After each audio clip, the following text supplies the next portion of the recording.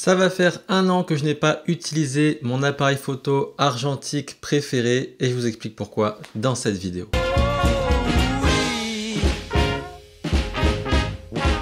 Donc dans cette vidéo, comme je vous l'ai dit en intro, je vais vous expliquer pourquoi est-ce que j'ai arrêté la photo argentique et on va commencer par le point le plus important, c'est que c'est trop cher pour ce que c'est. J'ai commencé la photo argentique après le premier confinement en 2020 et à cette époque-là, j'avais de l'argent à perdre. Mais entre l'achat de la pellicule et du développement, le coût par photo est trop élevé à mon goût. Le prix des pellicules n'a jamais cessé d'augmenter depuis que j'ai commencé, le prix de développement c'est exactement pareil. Une fois, j'ai fait l'erreur d'essayer de calculer le coût exact par photo prise.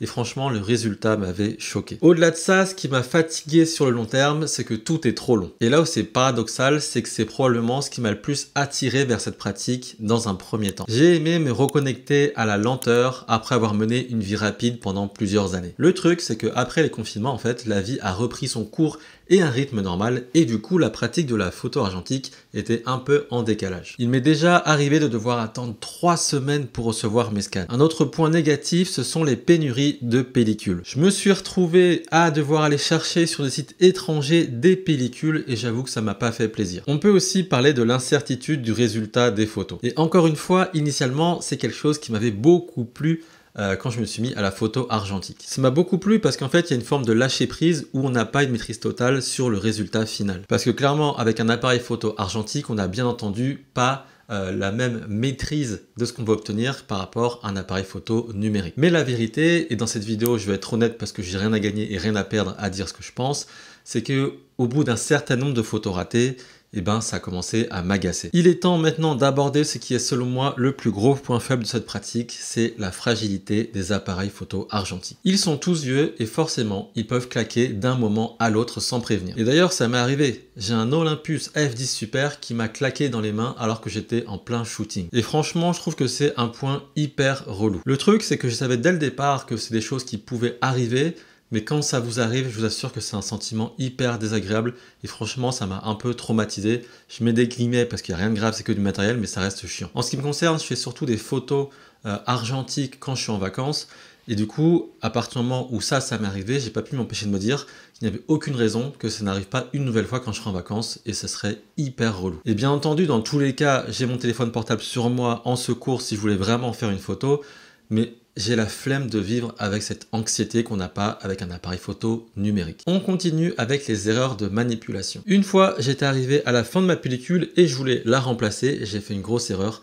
J'ai ouvert le capot arrière en plein soleil et sans surprise, toutes les photos de la pellicule ont été cramées et autant vous dire que j'avais la rage. Encore une fois, c'était pas un moment agréable alors que faire de la photo c'est censé être un plaisir, un loisir. Enfin, le dernier point que je voulais aborder, c'est le fait que les photographes argentiques se prennent beaucoup trop au sérieux. En vrai, c'est une remarque qui est valable pour tous les photographes, mais je trouve que c'est particulièrement marqué dans le monde de la photographie argentique. Et un truc qui m'a toujours fait marrer pendant ma pratique de la photo argentique, c'est tous les grands discours sur la qualité des appareils, sur les pellicules super rares, sur les réglages de ouf, tout ça pour au final obtenir une photo qui est vraiment pas ouf. En résumé, je trouve qu'il y a beaucoup d'esbrouf pour des résultats qui au final ne sont pas époustouflants. Et pour être clair, la même photo, le même résultat, sans tout le discours qui est autour, ne me poserait aucun problème. Et d'ailleurs, j'ai suivi quelques photographes argentiques pendant ces quelques années, et je comprenais pas pourquoi est-ce que leur chaîne n'apprenait pas, mais en fait, c'est que c'est un monde qui est hyper excluant.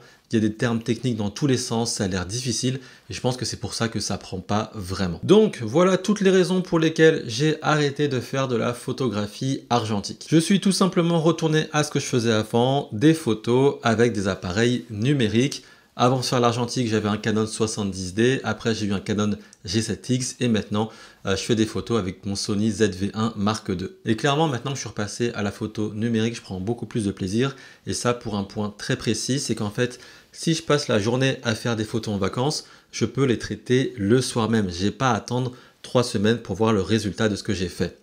Et en quoi c'est important? C'est important parce que comme ça, quand je les traite le soir même, je suis dans la même énergie. On est dans la même journée. Alors que quand je reçois des scans 3 semaines après, je suis plus du tout dans la même énergie qu'au moment où j'ai pris les clichés. Et un autre détail aussi, c'est que j'aime bien retoucher légèrement mes photos sur Lightroom. Certes, on peut aussi le faire sur des photos argentiques, mais quand on shoot en RAW sur un appareil numérique, on a beaucoup plus de latitude pour ajouter des corrections. Mais attention, hein, je veux pas que ce soit une vidéo hyper négative sur la photo argentique. Hein. Moi, j'ai adoré faire des photos à l'argentique. Mais si on est honnête, ce que j'ai le plus aimé, je crois que c'est le bruit du déclencheur et aussi de la pellicule qui avance. Mais bon, maintenant que je suis de retour dans le monde du numérique, je prends plus de plaisir que jamais. Et vous, dites-moi dans les commentaires, est-ce que vous avez déjà songé à arrêter la photographie argentique? Et si oui, pour quelles raisons? N'hésitez pas à me l'expliquer sous la vidéo. Allez, cette vidéo est terminée. Merci beaucoup de l'avoir regardée. On n'oublie pas, on met un petit j'aime sur YouTube pour m'encourager. Et vous pouvez bien entendu vous abonner à ma chaîne pour ne pas rater les prochaines vidéos. En ce moment, j'en publie 2 par semaine.